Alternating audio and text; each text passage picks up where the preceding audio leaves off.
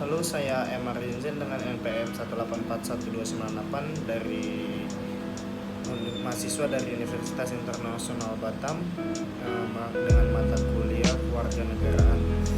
Di sini saya akan menjelaskan ada 3 hal yang harus dibahas. Ada yang pertama ada tentang sexual harassment atau pelecehan seksual, kemudian yang kedua ada edukasi tentang sosial media, lalu yang ketiga adanya ajakan untuk vaksin booster pada tahun 2022 ini yang akan diselenggarakan sebentar lagi di tanggal kira-kira 12 Januari atau 14 Januari.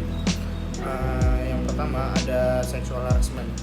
Sexual harassment ini hingga hari ini juga berita kekerasan seksual ini juga muncul dalam pemberitaan baik melalui media konvensional maupun media sosial. Hal ini juga menunjukkan bahwa Indonesia itu dalam keadaan darurat tentang sexual harassment ini, dan pemerintah perlu segera mengesahkan RUU penghapusan kekerasan seksual. Kesadaran atas belum adanya hukum yang berpihak pada korban kekerasan seksual juga menjadi pertimbangan ketika korban kekerasan seksual ini ingin bertindak atau melaporkan. Kemudian ada faktor lain, yaitu secara psikologis korban kekerasan seksual memerlukan waktu dan keberanian untuk bersuara. Terdapat 2 aspek pada prevention atau pencegahan dan recovery, yaitu pemulihan. Untuk aspek pencegahan ini, tujuan utamanya itu juga membuat mekanisme keamanan bagi semua perempuan dan perempuan muda dalam mencegah mereka dari bahayanya sexual harassment ini.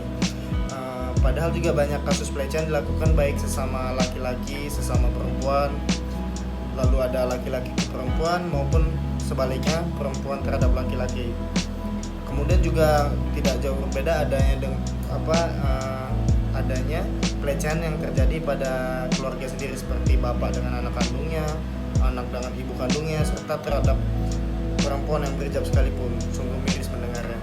Dari sini kita juga bisa melihat bahwa pelecehan seksual tidak memandang korban secara fisik, jenis kelamin, penampilan, kekeluargaan, dan lainnya.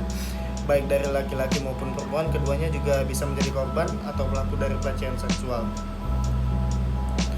Dengan demikian, marilah kita merubah pola pikir kita bersama-sama bahwa kita ini sebagai warga negara Indonesia bergerak bersama menciptakan ruang yang aman dan terlindungi bagi seluruh kaum, baik wanita dan pria maupun semua orang yang ada di Indonesia ini. Lalu yang kedua ada edukasinya sosial media. Dampak positif dan negatifnya juga banyak terlihat dari tentang seksual media ini. Juga banyak pengguna media sosial yang belum mengetahui etika ketika menyampaikan pendapat.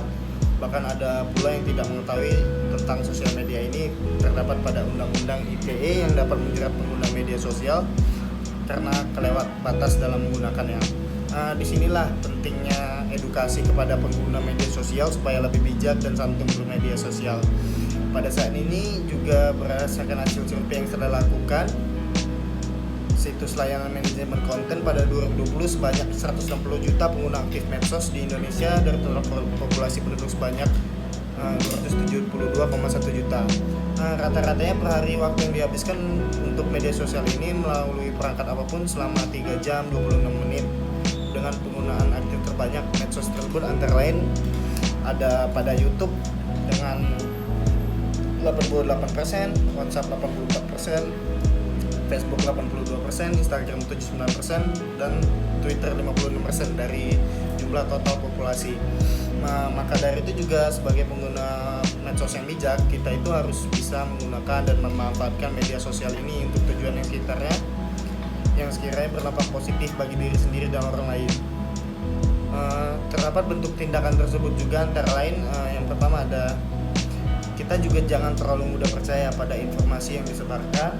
Lalu yang kedua ada kita harus menjaga etika dalam bermedia sosial, filter atau saring informasi yang akan dibagikan kepada orang lain, terutama orang-orang terdekat, dan stop hoax ya bisa dibilang.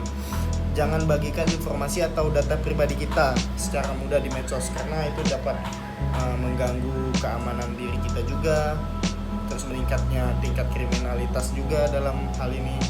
Kemudian juga yang terakhir ada medsos ini juga sebagai sarana untuk dalam mengekspresikan karya kita. Lalu yang terakhir ada ajakan vaksin booster pada tahun 2022. Pemerintah juga mempersiapkan pelaksanaan vaksin booster ini di tahun 2022 yang akan terjadi 14 Januari ini ya lebih tepatnya.